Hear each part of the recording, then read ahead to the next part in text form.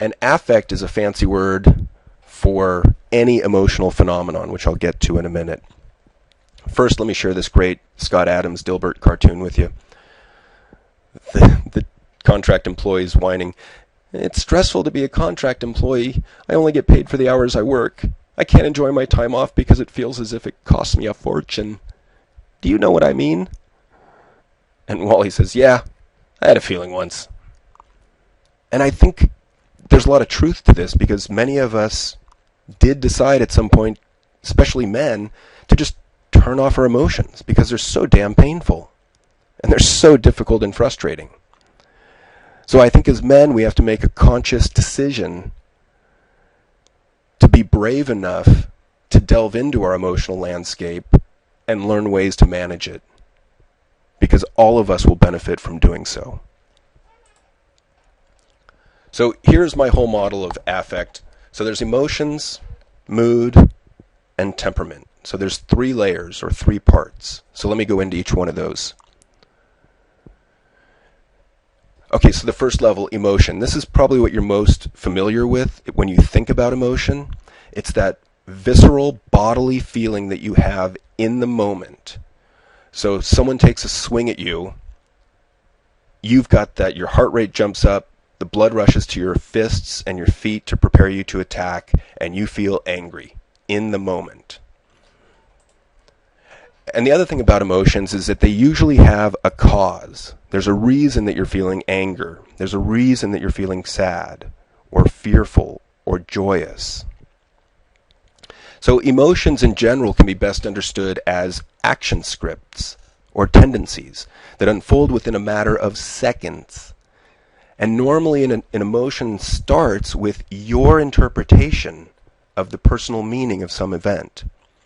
Sometimes you're aware of this interpretation process, and sometimes you're not. In either case, the interpretation causes this cascade of emotions, this cascade of actions that occur across many different systems within your body. And these actions include changes such as your subjective experience, which is to say, the feeling inside you. It includes changes such as your facial expression, your thoughts, and other certain bodily changes like the blood rushing to your fists. And all of these are learnable, and you can learn them in the moment to better manage them. A couple of years ago, I had a president of a company who came in for executive coaching. And in general, he was old school. He was ex-military, in his 60s, and tended to be relatively mean, angry, and spiteful. Great guy. Please don't misunderstand this as bashing him. Those were the emotions that dominated his emotional landscape in his life. And he came in with the complaint that he was having trouble connecting with and motivating his employees. Well, many of you can understand that by getting angry and frustrated and yelling at the employees doesn't do a whole lot to motivate them. So after I worked with him for a couple months and taught him this material, using this model once a week, he came back to me and he said, "John, it's funny." He said, "I can't get pissed off anymore at work." And he was still getting irritated here and there, and it wasn't gone completely, but I thought the line was classic. "I can't get pissed off anymore." Wow, that's pretty good work for 2 months. All right, so the second level of this model is mood. So underlying and fueling your emotions is your mood. And perhaps the best way to think of a mood is as a mild and continuous emotional state. I like to think of it as emotion stretched out over time. And you may not even be consciously aware of your underlying mood. Most people are very good at hiding their mood from other people and even from themselves to an extent. You typically do not share your mood with other people, often because you can't put the right words on it. Because part of the problem we have is we lack an emotional vocabulary to talk about this stuff that's going on inside of us. And that's one of the reasons why I first set out to write my book, was simply to establish a common vocabulary so that I could talk about it with others. Because when I started, I was an emotional idiot, and I didn't have the words either. So, for example, An irritable mood is most likely to spark feelings or emotions of anger at yourself, anger at others, and disappointment, where disappointment is a blend of anger and sadness, usually involving a judgment. A depressed mood, on the other hand, is more likely to lead to frequent and severe feelings of sadness, remorse, and melancholy. And an anxious mood is fuel for feelings of fear and doubt. On the positive side, a contented mood lends itself to more frequent and more intense feelings of joy, happiness, and relaxation. So your mood predisposes you to feel particular emotions. So if you're in a contented mood, you're more likely to feel happy, relaxed, and content, and less likely to feel angry, sad, or anxious. When you're in an upbeat mood, nothing really gets you down. Those minor inconveniences and delays, like waiting in line at the bank, are taken in stride when you're in a good mood. However, when you're in a foul mood, everything sets you off. Little mistakes seem big, tiny problems seem insurmountable.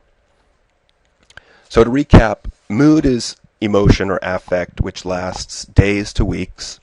They don't usually have a cause or a reason. Sometimes you just wake up on the wrong side of the bed and you're in a grouchy mood. Sometimes you wake up on the right side of the bed, and you're in a great mood. And the important thing to realize is moods really affect how you see the surroundings around you, how you see things, how you view the world and people around you. So let me give you an example. So let's assume your mood is here today at a 7.5, and this is a mood cycle here, which we all have. They vary, they're different for each of us, but our moods cycle up and down. So let's say you're at a 7.5 today. So you wake up, you're in a good mood. You are now predisposed to feel emotions that range from happy to maybe a little bit sad, melancholy perhaps. However, you're far more likely to experience positive emotions up here in this range throughout the day, and you're more likely to feel intense positive emotions. Now let's move ahead 2 weeks, and you wake up on the wrong side of the bed and you're grouchy. Your mood's kind of in the toilet. Let's say you're at a 2. Now you're predisposed to react to situations with negative emotions, ranging from, let's say, back to melancholy or a little bit more intense sadness, to distraught, very sad. Or it could range from annoyance, mild anger, to very upset or rageful, intense anger. So with this mood, you're set up to feel more negative emotions, more intensely, and for longer periods of time. So that's how moods predispose you to feel individual, discrete emotions. So the goal really, in my mind, is to learn to elevate your mood evenly and consistently while minimizing the amount of time you spend in a negative mood. And here's some examples of emotions versus mood. So if you look here, sadness, which lasts seconds to minutes as an emotion, if you stretch sadness out over time, it becomes a depressed mood. The emotion anger, when stretched out over time, becomes an irritable mood. Fear becomes anxiety, and happiness becomes contentment. And again, this is just to give you some vocabulary so you can begin to talk about this with greater intelligence and awareness.